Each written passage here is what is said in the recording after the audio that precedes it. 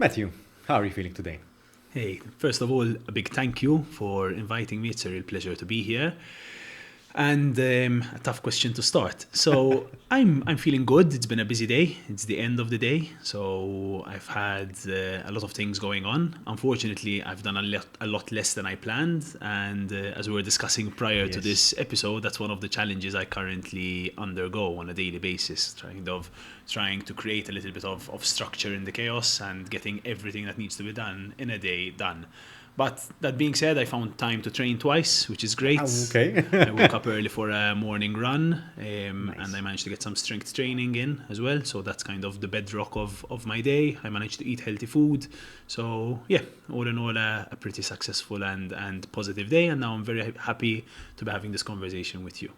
Thank you for being here as well, Matt. And to me, it sounded quite balanced that you managed to train twice a day. Sometimes I find it very hard to train twice in a week sometimes. Okay. So I think for me, that sounded very, very balanced in the way that you're handling your Monday, because today is at the time of the recording, it's a Monday. Yeah. Well, look, I think, like I often speak with clients, with patients, and with friends, it is a bit of a question of prioritizing. For me, training puts me into a mind space where I can be a lot more efficient, a lot more effective with my actions. I would say I felt a bit frazzled today, more than because of not doing the actions I needed to do, because of the place perhaps my mind was in whilst doing them. So I was expecting to have a day where I could sit down and rather than react, kind of be proactive, and I ended up putting out a few fires and reacting throughout the day instead. So yeah, sometimes it's not the actions you do, it's the way you feel whilst doing them. Definitely, definitely. Whilst you're training, I'm not sure, it happened to me for sure, not sure if I believe it happened to you as well. Sometimes when I'm training, so training helps me be grounded, but sometimes if there's a thought or two in my head, I can't ground myself sometimes to focus on the exercises that I'm doing. What helps you be grounded with the constant firefighting that is going on the periphery? So the big difference for me, and I would really push people to think about this, is the style of training you're doing. So there are different types of training that will put you into a different mental space, I find. I'll give you an example. So I started my day with a run this morning. It was a 5-kilometer run, relatively fast. I feel when I'm doing that completely clears my mind. So my mind is purely focused on the action that I'm doing at that moment in time. I'm very present. I can feel my body. I can feel where my heart rate is at. I can feel how much I want to push. And that kind of eliminates any other thoughts from being in my mind. So that is kind of my get out of jail free card to clear my mind and have that half an hour to myself. On the other side, when I strength train, which is one of the things I'm sure we'll speak about a lot more, because it's probably one of the biggest concepts I've spoken about throughout my life, I find that there's a lot of distractions. So there's a lot of time, there's a lot of people coming in. I always strength train in my own facilities, so either in my Slima gym or in my Birger Kara gym. So there's a lot of distractions. There's people coming to ask you things, there's clients passing by, but I also embrace that. I feel like it's a bit of time where people are seeing me doing what I believe in the most. At the moment where I'm lifting the weight itself, obviously no one's going to distract you. I'll often have headphones in, but there's a rest time in between those sets, and I allow that time to be a time where I'm also kind of reacting to things potentially. So probably not the best way to do it, but my athletic career is now behind me of being an athlete, so I find that it's okay to have that bit of flexibility. To me, a run is a very simple exercise. So it's I'm not sure if this makes sense, but it's just one movement. You just hit the start button, you start running, and then you're back following the circuit that you're doing. Okay. But as you said, when you're doing strength training, you're focusing, at least to me, I'm focusing on a lot of different things, on the movement that you're doing, on the posture, on the way that you're trying to lift more, or perhaps focus more on the movement that you're doing to do it slow enough or fast enough. So I think there is a lot more for me in my head, going in through my head when I'm doing strength training. Not sure if that Yeah, is the I case. mean, it's also a bit of a question of what you've done a lot of. Like we've also mentioned earlier, what you've done a lot of reps of becomes second nature to you. I've been strength training consistently now for probably close to 25 years. I mean, I started strength training at a very young age, and it's just something I've done a lot of reps of. Whereas with running, it's still a constant challenge for me. So it's something I need to really be focused on. The other side is that when you run or you're doing a cardiovascular style of training, it kind of starts and finishes. There aren't really breaks in between. Whereas with a strength training session, there's a lot of start and stop, start and stop. So in order to strength train properly, you need to give your max exertion for that 30 to 45 seconds. And then there's typically a 2-minute break time until you start the next set, the next group of exercises. So perhaps that's the reason there. How do you find yourself in balancing this?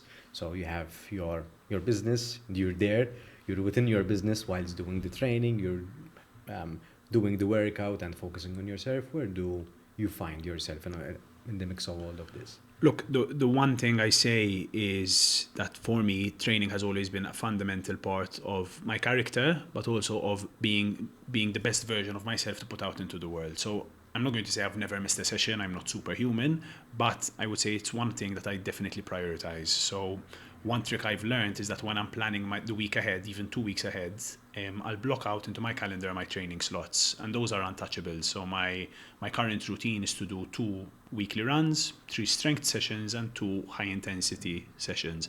So that's kind of my training week. I'll block those in before I block in my meetings, before I block in my patients, before I block in anything else. So as long as it's there and it's in your calendar, it tends to happen. If you just say like, okay, maybe I'll do it at the end of the day, then it tends not to. And once again, that's what, in my mind, prioritizing is all about. Now, I really don't want to sound holier than thou. I know it's not easy. I don't have kids. I know that kids eat up even more of your space. Definitely. But I really do preach and I really do talk a lot about the importance of physical activity in your day-to-day life. I think that, first of all, it's going to give you longevity. It's going to give you the ability to lengthen what we call health span, which are the health years that we're alive for. But it's also going to ensure that you are a better version of yourself in every moment of your day, in every interaction you have with people, in every kind of passing moment that's happening. Matt, what is RISE to you? Okay, so another easy question for me. So RISE is something which has been developed over years. The concept of RISE embodies various aspects nowadays. There's a lot of different kind of sources of business. There's a lot of different services that we offer, but the fundamentals in my mind of RISE are the values, and that lives through anything that we do with RISE. I often say this, but the 3 essential values of RISE are, first of all, to leave people better than we find them. So we're very, very client-centric. We really make an effort that if a person walks in through the door, they're not a number, they're not the next client, they're someone whose name you know, has a story, and you're there to try to help them, once again, become a better version of themselves. The second embodying value of RISE is that we're data-driven, and that differentiates us in various, whatever we do, whether it's the fitness side of the business or the physiotherapy side of the business or any other kind of area that we'll explore in future. We really try to understand, ideally from a numerical point of view, what that person is suffering from, what they're strong at, what they're weak at, and we've invested a lot in technologies that allow us to do that. And finally, and I see this even in myself, and I think sometimes the values of RISE are coming from my deep-founded beliefs, is that we're long-term solution specialists. So when it comes to healthcare, but also when it comes to fitness, we're not just about giving you the results of right now. If it's in physio, people often walk in saying, I don't want to feel pain anymore. Yeah. The first conversation I have with a client is, I want to help you be pain-free, but I also want to help you not need me in 3 months' time. So what can we start implementing from today to not need me anymore?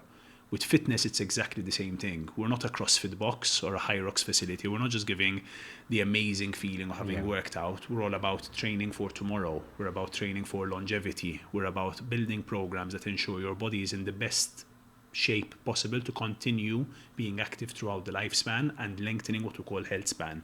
So I always end up answering this question in the same way. People ask me, what's RISE? Expecting me to say it's 50 people working in 10 clinics, doing this, doing that. But no matter what happens, or whenever I need to make a tough decision, I come back to these 3 values. And that's why I answer this question in that way. That's why it is easy for you. I think it's very good to go back to the values and to answer why you started what you started and what it stands for. Because I think we buy in, even from a service point of view or a product point of view, because of the way that product or service makes us feel about ourselves, about the people around us. That's something that I do resonate with as well from my side. Obviously, I operate in a totally different environment and in the corporate world, let's say. Not in training, not obviously physical one. And I do bring these values along with me as well. I think it goes a long way, because sometimes training for the sake of training, training without intent, doesn't yield the results that you would like to yield. So if you're going for a run but not monitoring the heart rate, not monitoring the VO2 max, not monitoring the pace, you're running, yes, but you might not be running with good posture, not challenging yourself, not trying to ever so slightly improve yourself as well. So I think doing things with intent, not necessarily the intent of just going for a run, but doing intentionally to run in a very good form. Because form obviously can create other bad form as Of course. I think intent is definitely one of the big things with anything you do. In reality, if you don't have a reason why, a direction, something you're potentially trying to achieve, and what you achieve doesn't necessarily need to be winning or being the best or being the next Usain Bolt, but you need to have a reason why. You need to understand why you do things. And I think this is one of the big things that I truly believe in as well. So I'm going to kind of shoot off at a tangent a little bit, but once a year, I'm very lucky to meet the fourth year physiotherapy students who are about to graduate. And I really enjoy going and giving that lecture to them. I feel I can do a lot of good there, and I can shape perhaps the future of our profession in physiotherapy as well. But one of the big things that I say here is not everyone should aspire to do what I am doing. Really think about what will give you satisfaction and your reason why in life. It's something quite essential, that you don't just go chasing someone else's dream. You have intent, which is what you said before. You have a reason why you're doing what you're doing. And I think if you can figure that out from a relatively young age, we're in a position to live a much more successful, but also a much happier life. That's something that I did struggle for a bit, because the intent for me came so natural. Not sure if you share the same experience, that the people around me understood my intent, whereas for me, internally, it wasn't very clear. So I kept asking this question: why am I doing what I'm doing? So it's like when the people around you see the value in you before you see your value on your own, your own value on your own. So to me, answering that question was very, very important, because as a person, I do function with intent. So unless I can see it, I can see the goal, I can see the reason why I'm doing why I'm doing as clearly as possible, I will not put the energy or the necessary grit behind it. Not sure if you share the same experience. Yes, and can I just ask you, I'm quite interested in this. What helped you figure out your reason why? I assume you're speaking professionally from your business, from business point of view. Yes. So what was kind of the journey into figuring out your reason why? How did you need to have conversations with mentors? Did you need to, what got you there? Myself. Okay. And I will elaborate on this. So I think having a mentor is very, very important. And so far in my career, I had indirect mentors. So I had random conversations, sometimes even during this podcast. I do a relevation. I keep pondering on something or an idea that I would have discussed or guests would have shared with me. So I keep thinking about it. So although this might sound a little bit unproductive, it was productive for me. I do keep on thinking and pondering on certain ideas and to find that answer within myself. Because unless I find that answer for myself, it doesn't feel real. So I keep on asking difficult questions to myself. The way I do it is I imagine myself as being my own client. And so if I would say, if I am my own client, what would I ask myself? And that helps me see myself from a third party point of view. And as unbiased as it can be. But there were some times where I had to ask for certain people around me to give me feedback in the way that I was. Okay. It's very interesting that you're speaking about self-reflection and self-thought, which guides you. And I often find, I don't know if it's the same for you, that sometimes it's challenging to reflect because life is so fast. Because we're often so stuck in this almost melodrama of things moving quickly and putting out fires, answering questions, answering emails, trying to keep up with WhatsApp, that you don't have this time to reflect. What I find is that's why it's so important to travel, because when I Okay. do travel, it gives me this opportunity, especially certain types of trips, to give me the opportunity to sit down and be with myself, which I find when I'm in Malta and when I'm living this busy life that I live, sometimes excessively busy, I don't have the opportunity to do, and then we stop growing, we stop developing. To me, nowadays it became very natural. So this will hurt you a little bit. I don't mind not traveling. Okay. I enjoy traveling, so it's not something that I dislike, but it's not something that I necessarily look out for. So I can tag along. I'm not very demanding when it comes to traveling. People can do their own itinerary and I can tag along and Okay. no problems at all.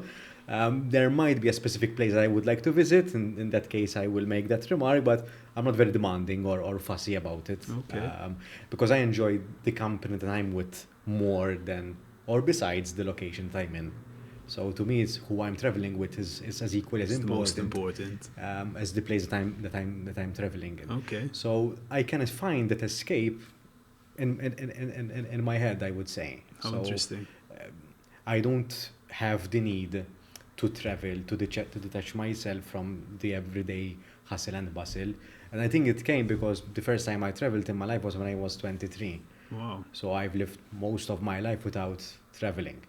So it's something that I was very used to. So I had to find my own escape. Well, way before I discovered traveling. How let's say. interesting. Now, with me, I probably started traveling quite a lot because of my sport, because of the sport I played Okay, kind of okay. semi-professionally, which is Yes. rugby. And we always associated travel with the ability to play at a higher level. So okay. when I really think about it and kind of those like neural networks that start to Yes. build around traveling, it was very much around kind of you're traveling to compete, you're traveling for an adventure, you're traveling, and that stayed with me. In fact, nowadays when I travel, I'm less bothered about where I'm going versus the adventure I'm going to complete when I'm traveling. So if Okay. that's off-road motorbiking or an offshore fishing trip or a skiing trip, like these are the kinds of things I look for to refeel perhaps that excitement of going abroad to play rugby. All right. So what the meaning that you associate with it is the adventurous feeling to it. Totally, Right. totally. And that feeling of freedom, I think I really chase and I really feel the need to perhaps complete activities or look for moments in my life where there's that freedom to be, to do, to explore, to kind of be a child again, perhaps. Which brings us to the conversation that we're having off camera, where you were sharing, Matt, where your constant kind of state of flux, trying to achieve, do more, be successful in the way that you believe to be successful, but also find a space where you can be free, be serene, be grounded, one with yourself. So this brings us to that. It's quite a challenge. This I feel. I can't assume that this is what everyone feels, but I believe as a person I think quite deeply about life and about maybe the meaning of life to some extent and how to live not the happiest life but the best life for me or the best life for myself and those around me. And yeah, this is one of probably the big question of my 30s. What's the best way, if there is a best way to live? And yeah, that's currently the challenge. What if I should be dedicating more time to serenity, to being at peace, to being grounded, to spending time and building those relationships versus chasing what I believe is success, because success once again is different for everyone. Sure. What I can definitely tell you is it's a very tough question for me because my version of success is perhaps not the financial success or the glory. I really believe that with what we're doing, we're changing lives and we're helping people build a better version of themselves. So it might almost be a little bit selfish not to achieve that, not to grow, not to help more, not to be able to reach more people with our kind of mission, vision and values. If you were to provide that answer to your 20s version of yourself, what would that answer be? An answer with regards to what the best life, the happiest best life, life yeah. is. I think I'm very lucky now that I'm in this state of almost balance, that I'm getting to build a business which is, I believe, truly changing lives. It's a brand which is really helping those around me and those around that have a touch point with the business and with the company and with our values. But I'm also able to explore the parts of myself that I believe in, that I want to explore, the ability to travel, to adventure, and to have all that kind of positivity in my life as well. So I think the answer, what I would definitely tell myself in my 20s, is don't expect things to happen quickly. It's incredible how long it takes to reach that state of balance, if that exists, and that things ebb and flow. There are moments where you're 100% working Monday to Sunday, 20 hours or 15 hours a day on achieving that success or growing that plan, and then there are moments where it's okay to take the foot off the pedal a little bit and go back more into relaxation mode. And the big lesson that you need to learn is how to enjoy each part of that. Because definitely in my 20s, if I took time off, I felt guilty. And then if I was working hard, I felt unhappy that I'm not taking time off. So you're in this constant cycle. So you still felt it in your 20s as well, this question? Yeah, well, maybe I hadn't kind of put words in my mind to the question. I didn't know what I was feeling, but I always have felt, or as long as I can remember, I felt a need to achieve, to better myself, to build a better version of myself and of others. So this is probably coming from a long-standing background in sport, which was highly competitive. I mean, I've been playing rugby since I was 12, 13 years old, and every kind of training session is about being better, besting your opponent, winning the next match. So I think that's something deeply ingrained in my brain as well. This Christmas period, I reflected a bit on one particular point that you're mentioning, because again, off camera, we're having a conversation about how to balance these two things. And this Christmas season was the first week or 2 weeks, let's say, that I decided that I will be doing nothing productive, and I found it extremely hard. So the thought that crossed my mind is that I've been keeping myself so busy, on the overachieving kind of vibe, that or mindset, not a vibe really, it's a mindset, that I forgot how to rest. So now I'm in a position where I'm trying to remind myself how to rest, how to actually take a day off. Interestingly enough, in my head I was thinking that I know how to switch off. Well, in reality, when the actual time for me came to switch off, I wasn't able to do it. My mind continues was in creative mode, trying to find new ideas, trying to find new ways of doing things, trying to reinvent myself to some extent. How does that land on your side? Look, I can really kind of empathize with that, because I had a very similar experience probably a year and a half or 2 years ago. So I basically decided with a good friend of mine to travel to Zanzibar. Talking about traveling again, and we went about 200 miles offshore. Now, 200 miles off the coast of Africa, nothing works. You don't have a phone, you don't have a laptop, you don't have anything. And probably for the first time in 6, 7, 8, I don't know how long we've been using laptops, computers and Wi-Fi, I had no access to anything or anyone. There was one satellite phone to be used strictly for emergencies, and I had no access to anything else.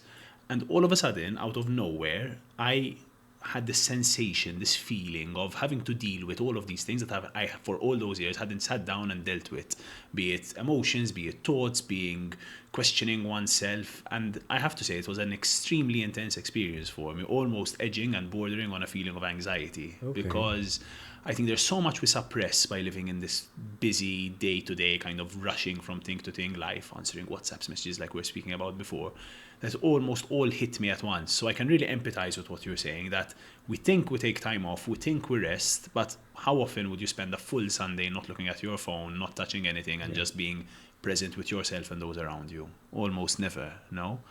And going back to the point of traveling, I think that's why nowadays I look to travel, and I try to travel to places where it's not an option to be connected. I think it allows different parts of my brain to function, to work. It allows me to process certain perhaps emotions, thoughts that you wouldn't when you're so busy. And it also allows you to rest, and rest in a true way. So yeah, I think to answer your question, I've felt it myself. I would really push anyone to go and get that done, and just see what comes out of the other side. You might be surprised with the person that walks back from that time. What's changed in you after this trip? I don't think I've ever shared this before, but I became a lot more aware that you need to deal with certain emotions. You can't just kind of box them or bottle them away. This is again something I think we're almost subconsciously taught to do in rugby, that when you're in pain you don't show it, when you're struggling you don't show it, you don't complain, the team always comes first. So that's something I had to learn personally. I also learned that you can kind of keep yourself occupied without distractions, and that we do live in a world of distractions. When you're put in an environment where there's no distractions whatsoever, and I've done this now a couple of times in my life. I've climbed up Kilimanjaro, I've been on offshore trips a few times. I visit a particular place in Scotland where there's no mobile reception whatsoever. And I feel like every time you adapt, you grow, and it gives you an opportunity to be creative. So, yeah. What's the emotion that you keep on wrestling with from time to time and gives you the most trouble? Thank you for asking me easy questions, Daniel, today. Okay. It's the afternoon and you're really challenging me. I think I probably have a deep need to keep the people around me happy and to show my worth and my kind of that I'm doing a good job. I would say that's something that's been with me all of my life. Again, I keep referencing rugby, but that is what you're doing in rugby. You're constantly trying to prove to your coaches that you are good enough to play for your team, play for a national team, come up to a select for European level, you know. So there's always that. And I think that has stuck with me quite a lot. I feel the need to show, perhaps, and I constantly challenge myself on this, that what we're doing is moving in the right direction. It's the right way to do things, when in reality there's not really any right way. So I'm also sensing a deep sense of responsibility and commitment as well. Yes, I would say that's probably the silver lining to it, no? That, It's a very diplomatic way of saying it. I'd say that's kind of the upside, but it can be quite tormenting For to constantly feel this need to, not to impress, because previously in my 20s I used to think it's a need to impress, but it's not. It's very much a need to do things well, and for people to know that things are being done properly, you know. It's kind of this wrestling with public perception, and the older I get, the more I learn. I'm going to say we learn, but the more I learn that it's not really a necessity. It's a construct that lives within our own minds. How did it shift your mentoring approach? With myself mentoring others, or Yes, with yourself mentorship? mentoring others.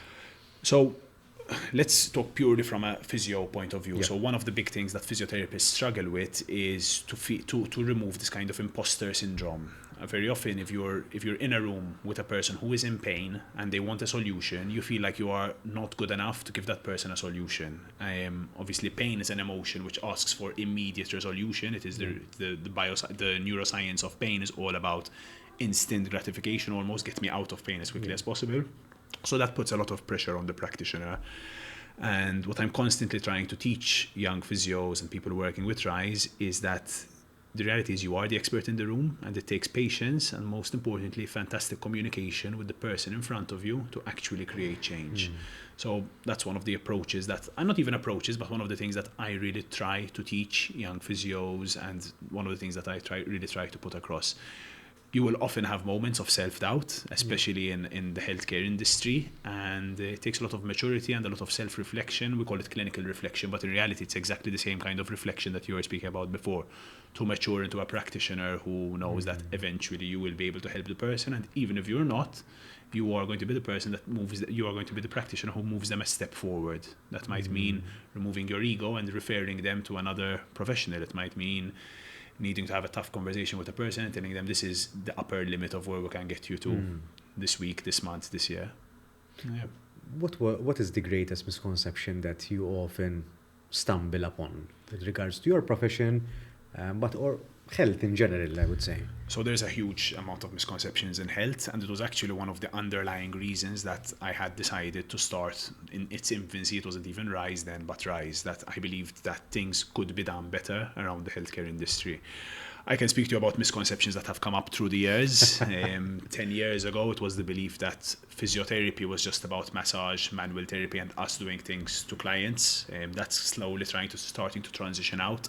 There's been a big push, even internationally, that the biggest change we can create in people is through being coaches and not machines that do things to you, or not mechanics of the body. That's a bit of a fallacy. Yeah. Nowadays, the misconception that we're really trying to change and really trying to educate people around is that exercise doesn't destroy the body, it creates the body. And that's the only real way to live a healthy, long-term life, long-term as in having a good health span through life, is through exercise, and especially strength training. I believe a lot of people, especially perhaps people from an older generation, still feel that kind of lifting weights will damage your body. That's a massive misconception. And I think the only truly research-based thing that we know about the human body is that lifting weights is going to do the opposite thing. Building muscle mass is really the holy grail of health. And how is that so? So building muscle mass has a huge amount of benefits. If we're looking at purely musculoskeletal, it means that your joints are going to get stronger, your bones are going to get stronger through something called, and I've heard you mention this in different aspects before, progressive overload. Yeah. So by starting with small amounts of weight and then in a smart and scientific way, gradually increasing that amount of load, the body will respond positively. It will not break down, it will get stronger. Mm-hmm. The results that everyone knows about is you start to look more muscular, you start to put on muscle mass, but there's actually adaptations in every layer of the human body. So bones get stronger, joints get stronger, ligaments and tendons get stronger as well. There's also, which is not spoken about enough, the immunological benefits of strength training. So by not only strength training, but by training regularly, we're actually making ourselves more able to fight disease, to fight bacteria, to fight viruses. And the third aspect, which is probably well known but not spoken about enough, is the mental health benefits of regular training. So it's a great way to get kind of neurotransmitters secreted that make us feel good in the moment, but it's also a great way to build resilience by repeatedly exposing ourselves to stimuli that are non-damaging but stressful. We're going to be able to tolerate more and more stress. If I could just give you a quick metaphor, because I think it really ties into things very well, and it's something I like to say when I'm lecturing. Strength training, imagine you have a bucket and the bucket is your body, okay? And we put stress into our body and that's pouring water into the bucket. So every time something silly, have an argument or you slip and fall or something happens, you're always putting water into this bucket. Now, water is going to go into the bucket no matter what. Stress is going to happen in life, physical stress or mental stress. And we can't really do much about that. But what we can do is build ourselves a bigger bucket. We can make ourselves more resilient, able to take more before we overflow and break down or start to feel pain. And that's what strength training is all about. Strength training is all about building this bigger bucket. As you exercise, you strength train, or you make yourself more adaptable, you can tolerate more. Now, this metaphor that I use can be extended in any direction. We can talk about an elite athlete and the incredible things. Like at the moment, there's the Winter Olympics. You see people do things that you would say are impossible. And it's not because it's impossible. It's because these athletes have repeatedly given themselves this stress to the point where they can adapt. They can land a jump on one leg. They can ski at incredible speeds and not get injured, although some of them still get injured because they're defying gravity. But we can also look at it from the other side, from an entrepreneur, a CEO, someone who wants to achieve more in their business life or family life. Then training has a massive impact there as well. They're becoming more resilient, they're able to do more, and they're able to tolerate all those stressors that are happening in their life. I love to use this kind of bucket analogy with regards to training. Thank you for sharing. My pleasure. And I'm glad that you've mentioned progressive overload. Seems like you have been listening to some of the episodes as well. So thank you for doing that. Well, to me, I apply that concept even to my own learning. So I see entrepreneurship as progressive overload. In year one, you're able to do this much. In year two, you're able to do a little bit more. And I guess I'll ask you the question as well. The question that I get asked the most is, how do I manage my time?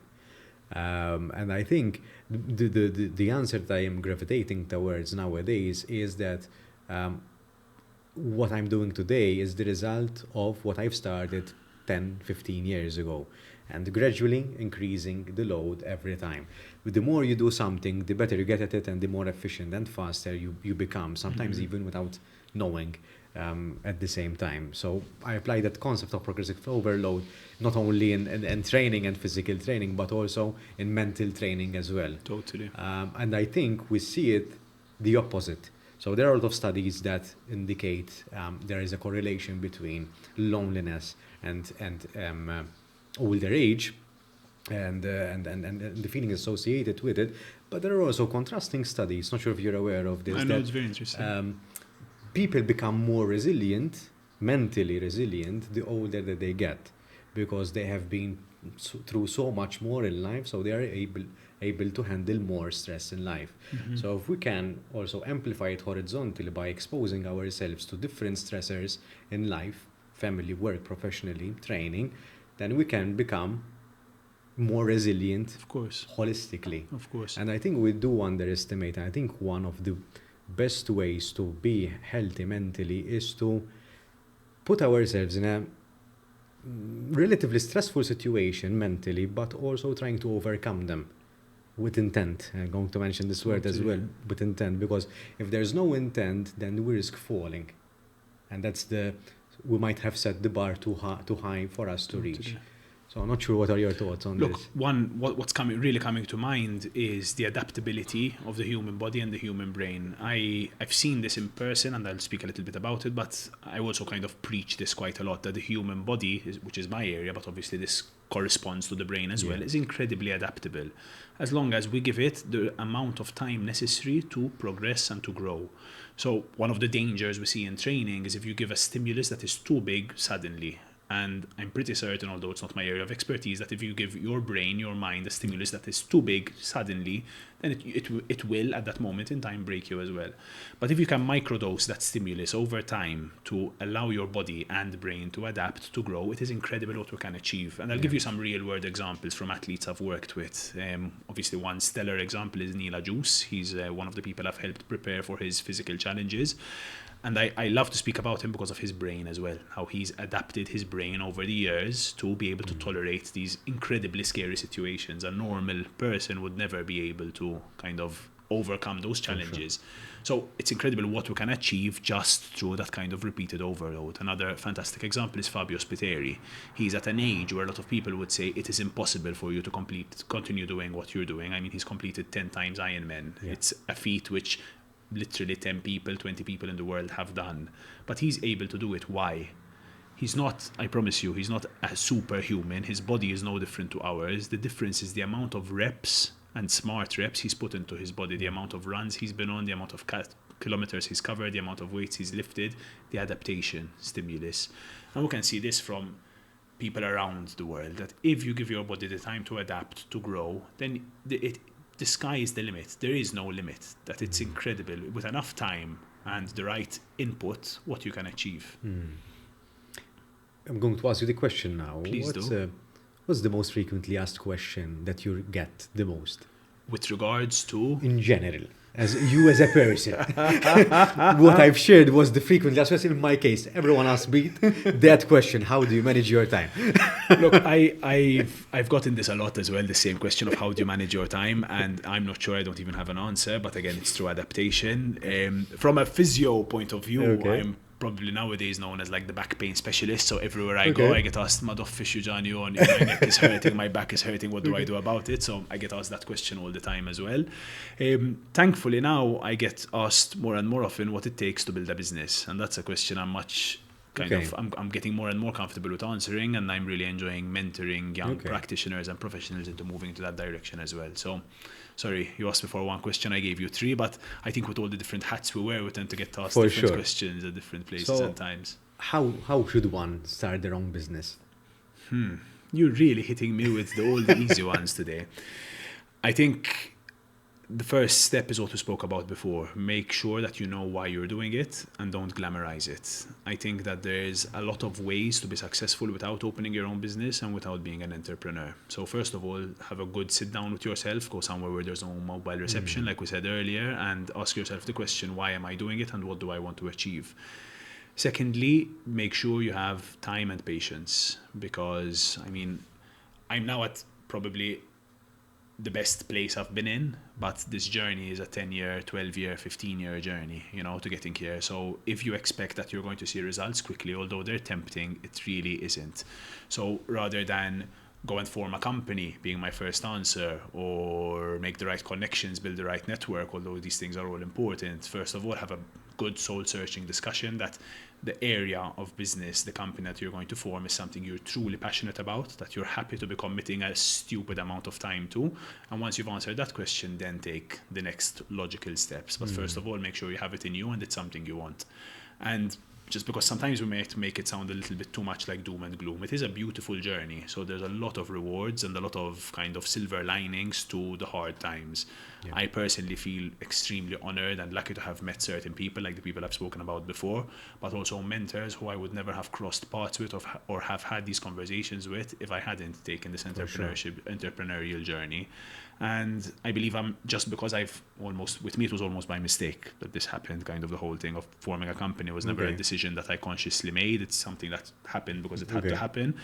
But I feel like I'm now a better version of myself. Someone I would, if I saw myself in my 20s and had a look at where I would be at this point, I think I would be proud of the things I've achieved. And I'm happy to sometimes step back, have a look at that and say, okay, like you haven't made it. You're not at the end of the journey, but good job, pat on the back for where you've gotten to, with this journey. At which point do you feel that mentorship should step in this entrepreneurial journey? I don't think there's any point where you shouldn't have a mentor. So I've spoken about this in detail before, but I feel mentorship has been the number one thing that has defined me and changed me and formed me into a better version of myself. And mentorship doesn't necessarily need to mean hiring a consultant to tell you how to do things. Mentorship can be something as simple as sitting down with your grandfather and listening to what they would have done differently. Mentorship can be something as simple as seeing the most simple human in the world, smiling at them and listening to what they have to say, So mentorship doesn't need to be a formal mentorship only. Obviously, as your life progresses, then you're going to have different mentors coming in and out. I always say that obviously your first mentors are often your parents, but probably from a very young age, my greatest mentors and people who had a huge effect on myself were my rugby coaches. They knew nothing about business, but I probably wouldn't be an entrepreneur without them. Learning that resilience from them, hard work, importance of being on time, importance of working in a certain way, importance of discipline. It's very interesting because obviously you played a team sport, and that obviously would assume has shaped the way you see business. What is the connection that you make, or the answer that you've come up with, and practicing for so long a team sport and now reflecting on how you're managing your own business? So I think I can only speak about my sport, of course, of rugby, but there's huge correlations between the way I see myself act now and between things I learned from rugby. So I was very lucky, and I often mention that I had a fantastic national team coach through a good 18 till 33, so 15 years of my national team career, and there are certain tidbits that have always stuck with me, from the most basic of if you're not 5 minutes early or late, to the more complex, what it takes to be a leader within a team of alpha males, what it takes, how many reps of how much practice needs to happen in order to get you to game day, that moment where you're seeing your client or you're in that important meeting where you're signing the contract. The amount of repetitions that have gone in to get you to that point are huge. So probably the importance of preparation, and also very much the importance of empathy, which is something I believe in a lot, trying to put yourself in the shoes of your teammate, trying to put yourself in the shoes of the people who are working with you. So I really don't believe in this kind of top-down approach where I hate saying it, I hate using the word boss, it's really not my style, but it's very much kind of this democratic almost space where decisions are made and leadership happens from a place of empathy and of trying to create a better environment for all the people around you as well as your clients. Interesting. I'm sure we could have an entire podcast building the correlations between all team sports and business and leadership. But the one thing I'll say is I've been pushed in the past and asked the question, what has taught you more? School, so actually a formal education, or the school of sports? And as much as I hate to say it, the truth is the school of sport has probably taught me a lot more than everything else. I mean, I wouldn't have my degree or anything at all without going to school. I'm not saying don't go to school, go to school. Yes. But I really push parents and I really push kids to stay in sports and in a sport they love and to develop in that sport and learn how to work hard in the sport. I think the values you get are just fantastic. I think academia teaches us to focus on one thing and one thing alone, and sometimes it is necessary in life, whereas all other aspects in life, so in your case it was sports, in my case it was scouts, I think any area that you do extracurricular, let's say, I think it gives you the space to connect the dots in a more flexible way and to solve problems not necessarily with a one-way focus. And I think this reflects on business as well. There are some businesses that put the eggs in one basket. And sometimes that is not strategically sound. Sometimes you need to think of different ways, different streams of how you can get to point A. Sometimes developing one way of getting to point A is not enough, especially if you have salaries to pay, especially if you have rent to pay, water, electricity, and to keep your business afloat. Otherwise, you have a cash flow problem. So if in order to keep your business afloat, you need to generate different revenue streams. And to generate different revenue streams, you need to think creatively sometimes as well. So whereas academia teaches us, at least that has been my experience, to think one-way ticket, the other aspects in life teaches us to think flexibly and creatively to solve problems. Not sure if you share the same thought. It's very interesting that you use the word creative, because I've all my life felt like I'm not a creative human being, but then you start to see areas of yourself or ways that you act and reason, where you problem solve in a different way than others, where you notice, okay, I have picked up this creativity either because of the repeated exposure and the progressive overload of having to solve these problems, or maybe, as you're saying, from extracurricular sporting activities and other things that go on in your life. But yeah, I really do kind of empathize or feel that what you're saying is correct, that the schooling system very much teaches you, okay, it's this task onto that task onto that task, and now you have your degree. Whereas with sports, you might need to score by moving in this direction or in that direction or passing the ball. There are other variables. So in sports, there are other variables. In school, 1 + 1 equals 2. Of course. In life, 1 + 1 doesn't always equals 2, because there is causality, there is luck come into play, there is the behavior or the interpretation or the misunderstandings that come from the other person as well. It comes our own feelings and emotions that might cloud our judgment into making that decision. So 1 + 1 might not always equals 2 in real life, and that shapes. There is people might find success in climbing the corporate ladder. That might not be the answer to everyone. And then sometimes someone else gets the promotion not because they're better than you or they're more qualified than you, but because of other reasons. Of course. So that is what I mean by 1 + 1 is not always equals to 2. Yeah. But schools teaches us that way. And I feel kind of sport or scouts or other, they probably also teach you how to deal with that disappointment, because often school doesn't. Often with school, you've studied the right things and you've gotten the results. Whereas in the school of life or in the school of sport, you might be the better prepared team, you might be the dominant team, and you lose anyway, And then how do you deal with that? How do you deal go party the night before and have a and then it's a little bit, it's a bit on you, isn't it? Yes. Probably that would happen if you went to party the day before an exam as well. Definitely. For sure. As well prepared as possible. But yes, so it to an extent, and a word we've used before, it does teach you resilience as well. So how to deal with the tough times and then how to enjoy and celebrate the good times as well. But I'll be honest, I've never thought of sport as this creator of creativity. So thank you for bringing that up. I think it's very true, and it's probably one of the biggest skills that sport does teach you, isn't it? I think it's very creative, because obviously you have to strategize to win a game, or the way you position players, I would assume. So I think a strategy is you thinking creatively, just in a different way, not perhaps in an artistic format than that's the usual format that we tend to associate. And I would say that's probably what I've always associated. That's why I've said I'm not a creative person, because put a paintbrush in my hand and people are going to be laughing at me, ask me to dance and people are going to be laughing at me. So that side of creativity I'm definitely lacking, but perhaps it comes out in other ways then. Definitely. And even earlier you mentioned leadership. And leadership happens to be something that I really, really enjoy speaking about, because of my personal experience, but also the people that I interact with. I have the privilege of interacting with a lot of different leaders coming from different walks of life. Now more than ever, because of my new role in scouting, and both in the voluntary sector, but also professionally as well. I am sitting in rooms where I'm coaching leaders within an organization. So leadership is something that I have a really my hand over the pulse on, let's say. And I think it does matter how we show up to others. And I guess my question is that how do you show up to others as a leader within your team at Rise? It's a good question, and I have a question to follow up with, but Sure. I'll answer this one first. So I'll play back on what I said earlier in this conversation, which is my biggest responsibility, and one thing you definitely learn from sport once again is to look after the base unit, what you have control over, and what you have control over is yourself. So if I want to turn up as the best version of myself for my team, for my relationships, or for anyone else that I need to interact with, then the only bit of control I have is on myself.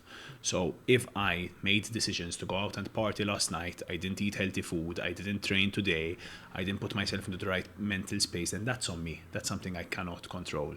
And if there's one thing that I make sure I control, it is that base unit, myself. And I have a responsibility to everyone around me to turn up in the best way possible. Now, there's a lot of uncontrollables, okay? So I might have done everything perfectly, and then I have a puncture on my way to an important meeting to work, and the only option I have then is how do I react to that emotion? I can get flustered, angry, and start swearing, or I can deal with the situation, call that I'm going to be a few minutes late, and then make it there. So this is probably not the most complex answer to this question that you've ever had, but for me, the biggest value of leadership is making sure that I am in the best mental and physical place possible to turn up for my team. And I think the rest comes with who I am and how I am as a person. I'm naturally a caring and empathetic person, I would like to think. So the decisions and reactions I make are always based on that, based on the challenges around me. What I wanted to ask you, because I'm also very curious about leadership, purely because I've kind of been thrown into leadership positions all my life, but also because I think it's something that we really need to consider if we want to build teams and be successful within a team. You've obviously dealing with a lot of leaders, what are the common traits that you see in leaders that you really respect? What is a good leader to you? I thought you were going to ask me a different question. Okay. Midway. I think the most skill that someone should have in order for them to be a good leader is the ability to be vulnerable and open to the experience.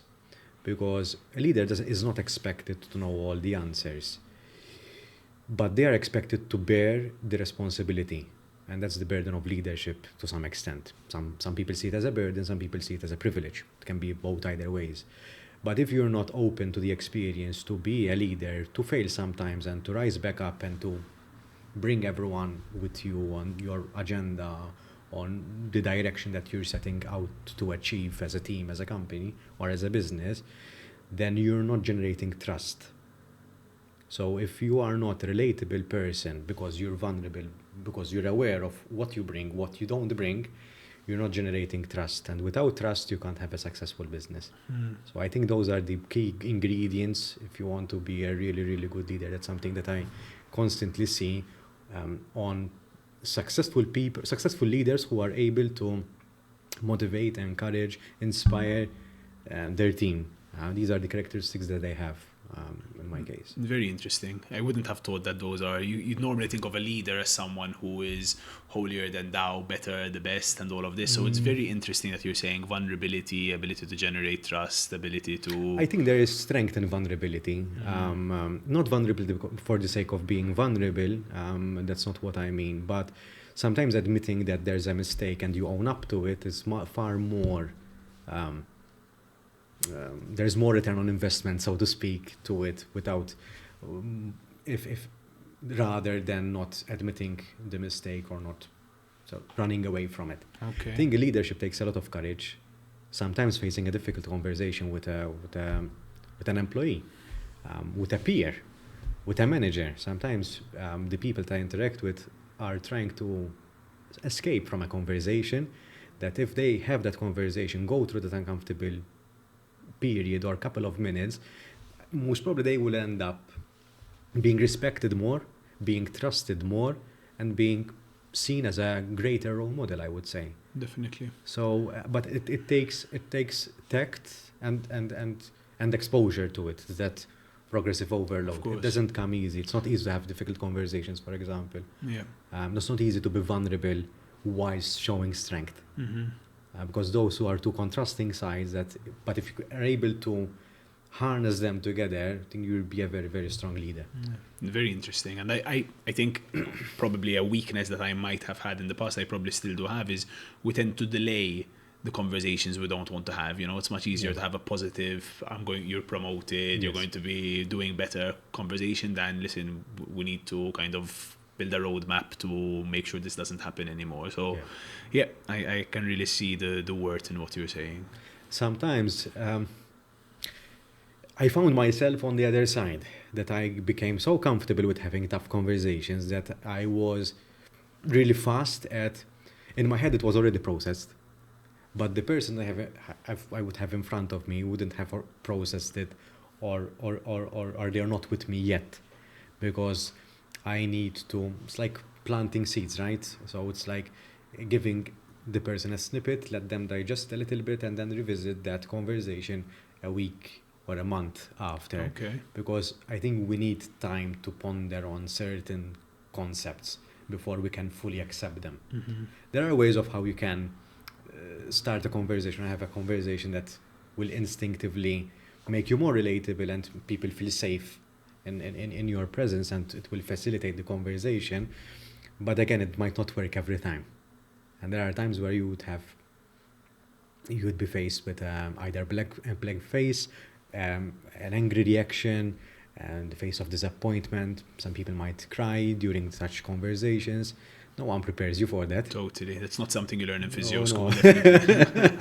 Not even in leadership school. So it's done because you're doing it. Sometimes you have to be the bearer of bad news. Mm-hmm, mm-hmm. And it's often at the detriment of your company or business or the other people in the enterprise to not have those conversations. I mean, sometimes there's an employee who's toxic and literally causing havoc in the entire enterprise, and not having that conversation of trying to change their ways or potentially having to terminate their employment. And not doing that is literally putting everyone else at risk. So to avoid those few minutes of discomfort, you're causing months, potentially years of discomfort. So that's something that I actually struggled with a lot a couple of years ago, 4 or 5 years ago.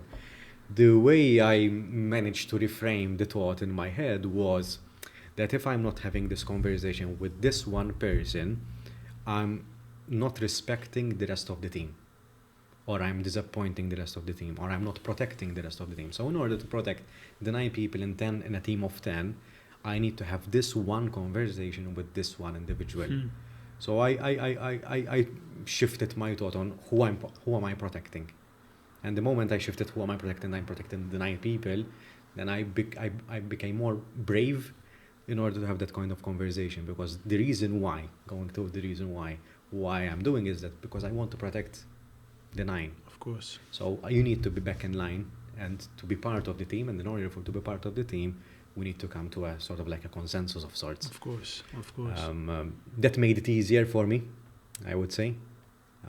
Sometimes I was protecting myself from the reaction from the other person. Sometimes we tend to either dramatize what the person or how the person might react, and that's what would be, we're not, if you're a caring individual, or if you consider other people's emotion, let's say, you don't want to hurt people's feelings. It's not a nice environment, or it's not a nice feeling. Of course. I mean, again, going back to my industry or my side, the brain and body constantly fight anything which is not homeostatic. Yeah. So anything which is not in our norm, which is not in our box More of normality, we need to push in order to do anything which is routine, which if we do on a day-to-day basis, then we can do with our eyes closed. Literally, you could probably drive without traffic from home back to work without even need to think about it.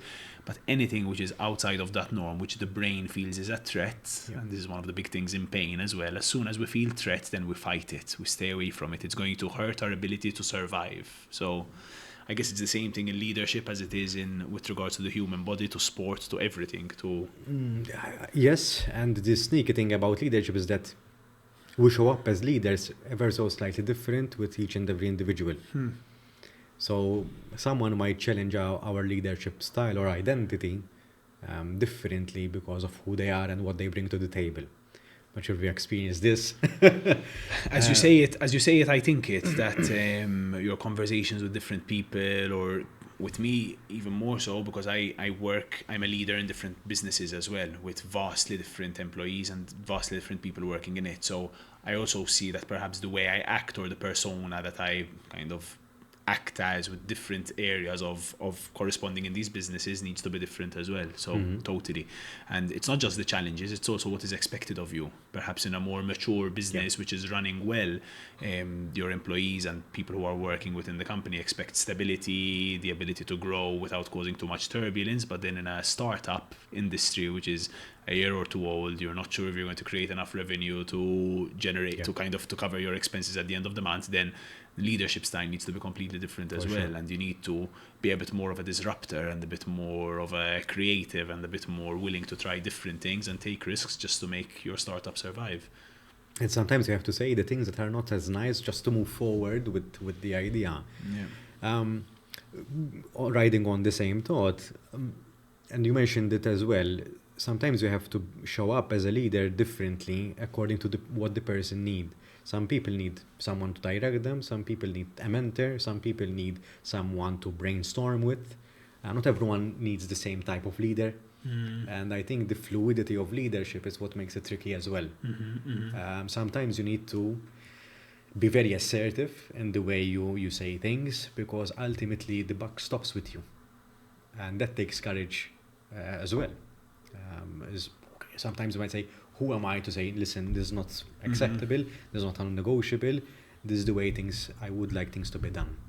And that's not dictatorship, although it might sound in our head, but sometimes you need to bite the bullet and say, listen, I'm not accepting this. Of course, especially if it is your company, your vision and your direction. At the end of the day, you are the guiding light of where this movement is going to go. I think company almost doesn't cover the conversation we're having, but where this movement or where this concept is going. And if you don't have the courage to put your foot down and say this is not acceptable, then it's going to be drastically different. I mean, with Rise Physio, we often have the opportunity to shorten our treatment sessions. So we have a standard that treatment sessions are 45 minutes or 60 minutes. It would generate considerably more revenue to have 30-minute treatment sessions, but it goes against all of the values of Rise Physio. So I remember at a point having to put my foot down and say it is not acceptable to have shorter treatment sessions where we correspond with the person less, we don't collect data, and even if that is going to hurt our bottom line, our revenue, because I knew in the long term it's going to mean we're going to reach more people, we're going to give a better service, and it's going to help the company grow in the long term. And why did you opt for that approach, apart from the values? Why did you opt for that approach? I believe that it takes time to learn about the person in front of you, to assess them properly, and to treat and to coach. So I believe that a certain amount of time, and it's one of the reasons I love physiotherapy, it's not like a medical consultation where 10 minutes are enough to diagnose, tell the person what to take, and then get them out of the room. I think that it takes a considerable amount of time to learn about that person, to understand the problem, and to make them feel cared for, listened to, and the ability to kind of actually do something that's going to create positive change. So yeah, I mean, speaking strictly about physiotherapy, it does take a considerable amount of time to correspond with a person correctly. What is we did quite a journey. Totally. It's almost cathartic. I feel like I've cleansed myself. That's good. That's exactly the aim. Okay. of the podcast. When in relation to this, what is the current goal of Matt? What are you trying to achieve with yourself as a person, as a human being? So, coming back to my caring roots, what I really care about is to have a positive impact on everyone I meet and everyone around me. And that is no matter what business I come up with, no matter what company I build, or no matter what person I'm speaking to in front of me, that is my underlying goal. Now, with certain people, that might mean smiling at them across the street and making their day that little bit better. It might mean being truly present for a client and giving the best possible session, or it might be turning up as the best leader possible. Whatever that means, my underlying motivation is to have a positive impact on the people around me. And that is what I think about in kind of every interaction I have with myself. Have I left that person as a better version of themselves? Have I helped to make them better rather than worse? Before we go to the fishbowl, I want to ask you one final question, because I want to appreciate the fact that you had spent the time to listen to other episodes of the podcast. I guess my question would be, what struck you the most from the episodes that you listened to, and whether you have a question for me related to that aspect? So I was actually, considering you've been doing this now for quite a number of years, I was very impressed and interested at how many people locally have done great things, how many great leaders we have in this country, how many people who are visionaries and potentially change makers as well, who are courageous enough to go against the norm and create something incredible. So I think that was one of the big things that your episodes and podcasts taught me, that sometimes we're constantly thinking about the same famous people or the people who are living in your mind rent free almost, but there's so many people who have done impressive things, and there's so many people to learn from. If you were to push me to ask you a question, I'm sure you hear teams from different people, you obviously meet a lot of people who are successful in their own version of success, who are excellent leaders.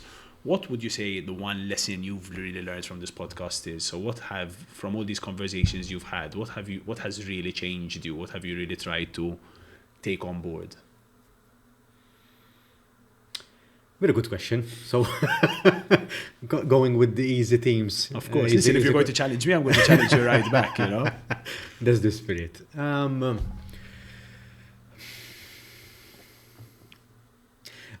I will mention two lessons. One I learned by me showing up, because I've been doing this for just over three years, almost 3 years and a half, and showing up in this is the third location that I started the podcast, going into into the guests' offices, getting my gear on my backpack, on my motorcycle, driving to the location, setting things up, and shoot it there and then.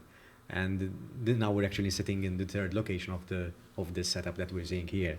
So I think showing up consistently, publishing 2 episodes every month, without necessarily seeing grand numbers, I would say, with very minimal sponsors, but the fact that you keep showing up for yourself, for something to believe, and I think you earn some respect from some people. So your comment, what you said, that the one of the things that you found interesting is that I bring people over who are very different, perhaps not as well known as certain people, but they're being successful, they're doing the work, they're showing up in their own businesses, in their own life, and pushing forward. I think encapsulating that story and perhaps having that sharing that moment with these people and sharing that episode, I think that's very fulfilling for me. So that's something that I've learned. Showing up brings more respect, and from a business point of view, visibility brings more visibility, and I think it builds a brand or a brand awareness. So I think from a business point of view, it does have that connotation as well. But I guess the lesson that I've learned the most, most of the time I gravitate towards this episode. I shot an episode quite early on. I think it was episode 13 with a good friend of mine. And initially this podcast was intended to be a very business-related podcast. The journey of entrepreneurship, the hustles, the grit, the wins, the losses. And in episode 13, something changed. I had this very good conversation with this friend of mine, and we was speaking about his injuries and the way that he pushed through mentally, because he played football professionally, but due to his injuries he had to stop, and we had a very good conversation, like the one that we had, me and you, just today. And at that point in time I said, you know what, this is what I want to do. So I guess one of the lessons indirect that I've learned is showing up authentically, being authentic to who you are, and do what feels right to you. I think that was a loaded answer. Some big answer. Well, the only thing I would comment on there, and thank you for that honesty, is I think apart from just by showing up and being consistent, one of the big things that you find is others respect you, but more importantly, you learn a respect for yourself. Yeah. And I don't think there's anything greater than that we can achieve, to learn how to respect ourselves, because we know that we will show up for ourselves and for others. Like, that is truly a superpower. It's proof. It's testimonials to yourself, no? Yeah. So, thank you for asking the question. No, I my feel pleasure. that I need to document more what I learned, to be honest. So Of I think course. that's good because every episode has something that I take away with me. So Yeah, maybe a little journal where you can Yes, just another reflect journal. on these things. Notes on your phone, at Yes. least. Yeah. Matt, I'm going to summon the fishbowl. I'm Okay. going to ask you to pick one. Are read there it any out bad loud. ones? Not really. Very Okay. reflective ones. Okay, let's go nice and deep. Usually the tough ones sink, no? It's like the letters in Scrabble. You find Yeah. that all the heavy ones are at the bottom That's of the true. bag. I don't know if that works. Okay, so, I have to. No, it's one long one. Okay. So, do I read it out loud? Yes, please. Okay, oh my god, you wouldn't believe it. It's literally the deep question I've been asking myself for the last 5 years. How do you balance personal growth with professional responsibilities? It's exactly what we spoke about. I mean, I'll be honest, Dan, I don't have a proper answer for this one yet. I'm trying my best. As I often say, I'm a work in progress. At the moment, travel is the way that I balance kind of my growth with my professional responsibilities. I'm a multi, work intensely hard for the period of time I'm here, but then I look forward to my travels to be reflective, to grow, to go into this reflective state where I can be more creative. So currently that's my solution. I know that in different chapters of life there'll be different solutions. I know that in my rugby days I balanced my personal growth by playing rugby and by exploring that part of myself in balance with my responsibilities of work. Nowadays I'm in the chapter where I can travel to get that growth. Maybe in future if I decide to have children and life changes, obviously travel's turned down and you need to find other Yes. ways to balance that growth. But I think the important thing and the answer to this question is knowing that it is essential that you're a multifaceted being and that you need to explore each part of yourself. You can't be in fight or flight constantly, Yeah. work mode constantly. You need to respect the rest and digest side and be able to reflect, to calm down, to recover and to grow. So, yeah.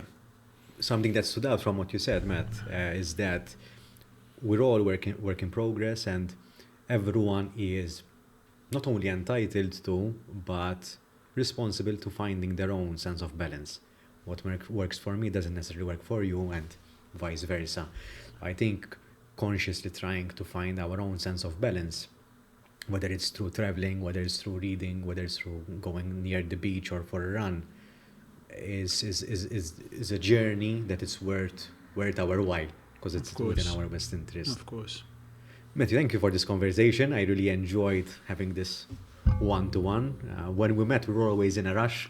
Yes, or I was unfortunately. the patient, and then in my Yes. case. Well, a happy accident, which is an unhappy accident for you, that brought us together. But Yeah. yes, like from my side as well, I think it's such a beautiful opportunity, and it's one of the big perks of entrepreneurship to Yeah. be able to sit down and have these reflective conversations with people that I respect. So thank you for your time. Thank you for asking all the right questions. Although from what you say, they weren't intentionally moving in this direction, but genuinely a fantastic conversation and something I really enjoy doing. Thank you, Matt. Thank you very much.